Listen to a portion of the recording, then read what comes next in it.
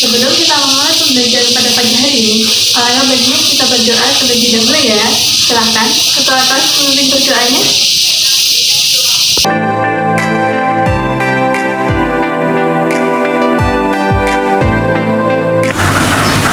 Ya, selanjutnya Bapak ingin mengecek kehadiran dari anak kelas sekalian.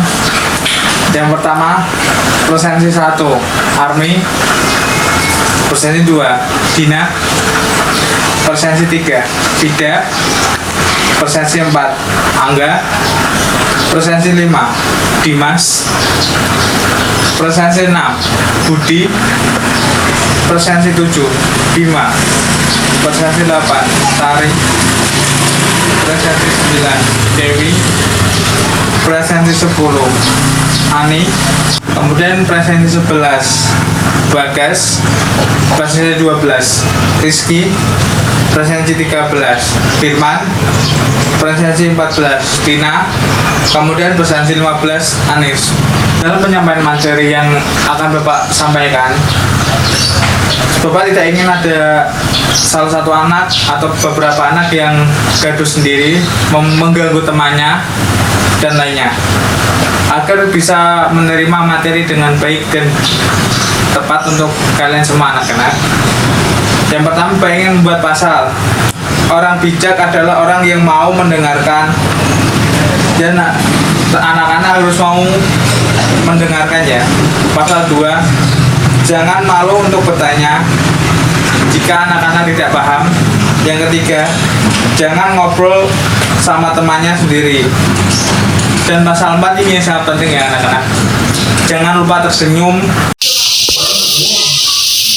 Nah anak-anak, sebelum kita memulai pembelajaran pada pagi hari ini, buka buku paket kalian halaman 15 dan dibaca.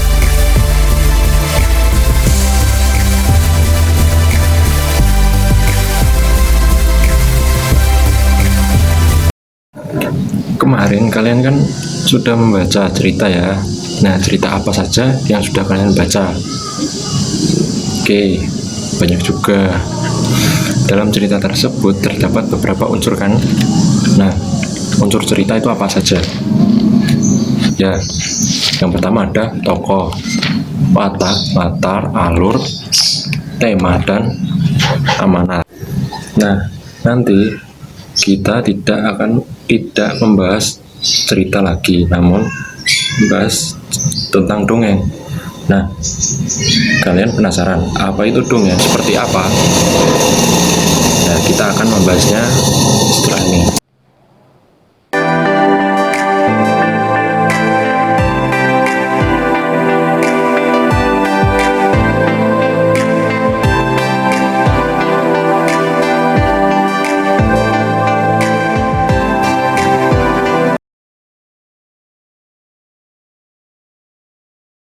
Halo anak-anak, hari ini kita akan membahas tentang materi dongeng. Ada yang tahu dongeng itu apa? Dongeng adalah suatu bentuk karya sastra lama yang berbentuk cerita atau kejadian luar biasa yang di luar nalar manusia. Nah, biasanya dongeng ini berisi tentang khayalan atau fiksi. Nah, di dalam materi dongeng ini terdapat beberapa jenis dongeng. Nah, yang pertama ada fabel, yang kedua ada sage, yang ketiga ada cerita rakyat, yang keempat ada mitos, yang kelima ada parabel, yang keenam ada dongeng lelucon, dan yang ketujuh ada dongeng orang pendiam. Nah, yang terakhir adalah hikayat. Yuk kita lihat contoh dongeng yang terdapat di kelas 3, tema 2, subtema 1, dan pembelajaran 3. Mari kita baca. Pengembara dan sebuah pohon. Dua orang pengembara berjalan di sepanjang jalan yang berdebu dan tandus di hari yang sangat panas. Tidak lama kemudian, mereka menemukan sebuah pohon besar. Dengan gembira, keduanya lalu berteduh dari teriknya sinar matahari di bawah naungan daun-daun pohon besar yang lebar. Saat beristirahat, mereka melihat ke atas pohon. Salah seorang pengembara berkata kepada teman seperjalanannya, "Betapa tidak bergunanya pohon besar ini. Pohon ini tidak memiliki buah sehingga tidak berguna untuk manusia sama sekali." Pohon besar tersebut lalu berkata, "Kamu manusia yang tidak tahu berterima kasih." Pohon itu berkata lagi, "Kamu datang dan bernaung di bawah daun-daunku. Kamu menikmati teduhnya, perlindungan, cabangku, dan daunku. Kamu masih..."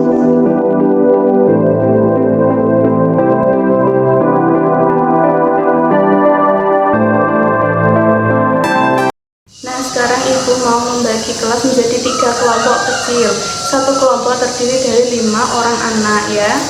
Coba ibu bacakan. Kelompok 1, Rima, Dinda, Frida, Angga, dan Dimas bisa membuat kelompok di sebelah kiri.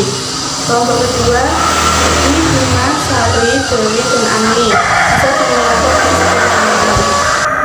Kelompok 3, Bagas, Riki, Firman, Tina, dan Anis bisa mengelompok di tengah-tengah ya.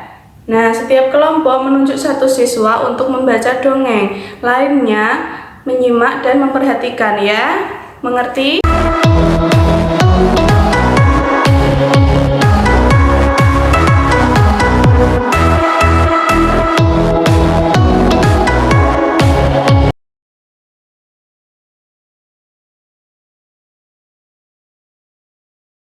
Nah, anak-anak, tadi sudah dijelaskan sama Bu Guru tentang dongeng kan?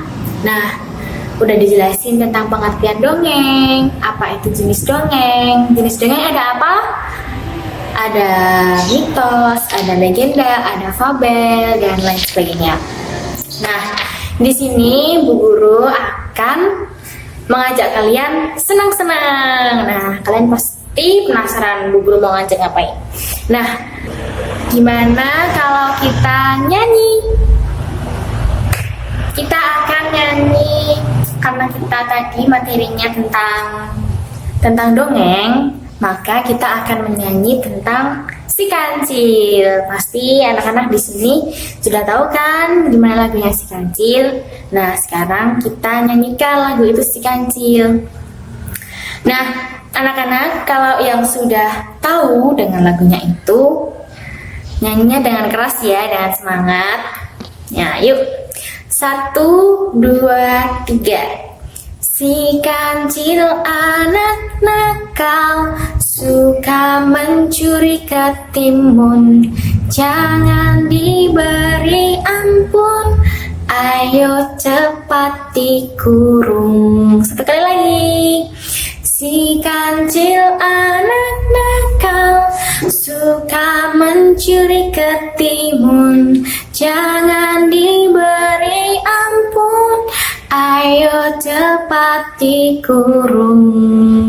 Satu kali lagi ya, biar tambah semangat. Si Kancil anak nakal, suka mencuri ketimun, jangan diberi ampun, ayo cepat dikurung. Yeay, terima kasih anak-anak sudah mau menyanyi.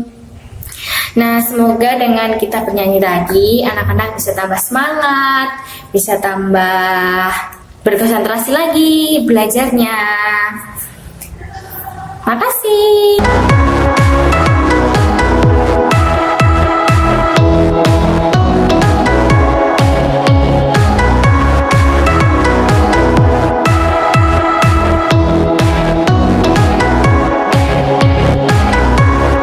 Baik, sekarang kita perwakilan satu kelompok satu anak untuk menyampaikan pesan moral yang telah dibaca.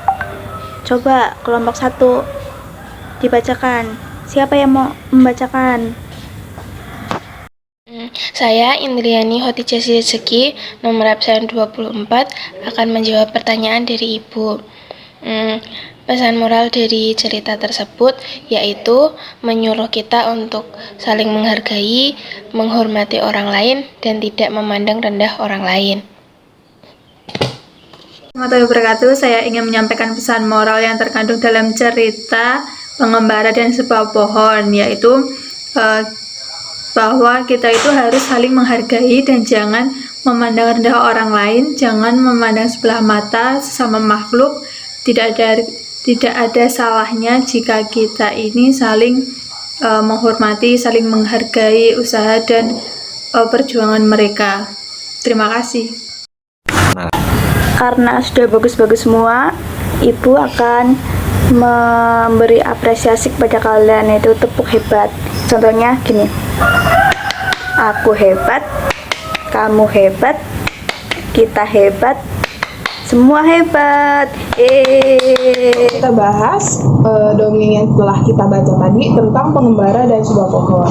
Nah, jadi di dalam dongeng tersebut menceritakan tentang dua orang pengembara yang beristirahat di bawah pohon besar. Nah, mereka mengeluhkan pohon besar tersebut tidak memiliki buah.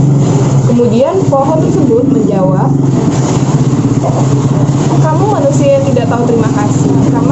Karena kenapa? Tanpa mereka sadari, mereka sudah beristirahat di bawah pohon yang dapat melindungi mereka dari panas matahari." Nah, dari cerita dongeng yang telah kita baca dan kita maknai tadi, ini termasuk kategori dongeng parabel. Parabel adalah dongeng atau perumpamaan di dalamnya yang mengandung kias-kiasan yang bersifat mendidik. Jadi kita dapat menyimpulkan dari dongeng yang telah kita baca tadi bahwasanya jangan menilai sesuatu dari seberapa banyak mereka memberi, tapi nilailah sesuatu itu dari seberapa banyak manfaat bagi sekitar. Nah, tadi kalian kan sudah membaca dongeng tentang pengembara dan pohon. Nah, siapa yang memiliki sifat tidak bersyukur? Ya, benar, jawabannya pengembara, karena pengembara tersebut mencela pohon yang sudah memberinya bantuan berupa dia telah teduh di bawah pohon tersebut, namun malah mencela dasar pohon tidak berguna, tidak memiliki buah, seperti itu. Nah, amanat yang dapat kita petik dari dongeng tersebut adalah tetaplah bersyukur atas bantuan yang diberikan orang lain kepada kita. Kemudian kita sudah belajar kan tentang dongeng. Nah, menurut kalian apa itu dongeng?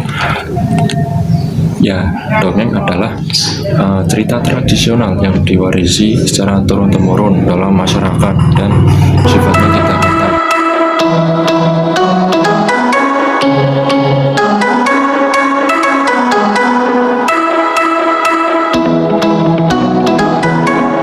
Rekaan atau karangan atau hayalan belaka yang ceritanya itu hidup di dalam kehidupan masyarakat dan diceritakan secara turun-temurun dalam bentuk lisan. Kemudian apa saja jenis-jenis dongeng itu? Yang pertama ada legenda. Legenda merupakan dongeng yang menceritakan tentang asal-usul suatu daerah. Kemudian ada mite. Mite merupakan dongeng yang menceritakan tentang dewa-dewa. Kemudian ada fabel. Fabel itu dongeng yang menceritakan tentang kehidupan hewan. Kemudian terdapat cerita rakyat dan yang terakhir pelipur lara. Selanjutnya mengenai ciri-ciri dongeng. Yang pertama, alurnya sederhana, ceritanya singkat, tokoh tidak dijelaskan secara rinci, pesan dan tema sudah tertera di dalam cerita, kemudian penceritaannya melalui lisan, dan yang terakhir, pendahuluannya singkat dan secara langsung. Selanjutnya mengenai ciri-ciri dongeng. Yang pertama, alurnya sederhana, ceritanya singkat, tokoh tidak dijelaskan secara rinci, pesan dan tema sudah tertera di dalam cerita, kemudian penceritaannya melalui lisan, dan yang terakhir, pendahuluannya singkat dan secara langsung. Itu tadi kesimpulan pada pembelajaran pagi hari ini. Materi-materinya silahkan untuk ditulis di dalam buku catatan kalian masing-masing agar nanti dapat dipelajari kembali ketika sudah sampai di rumah.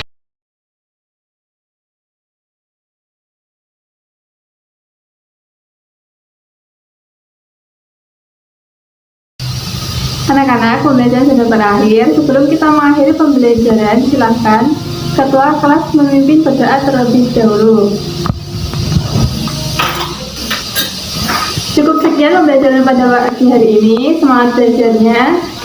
Jangan lupa belajar di rumah ya. Wassalamualaikum warahmatullahi wabarakatuh.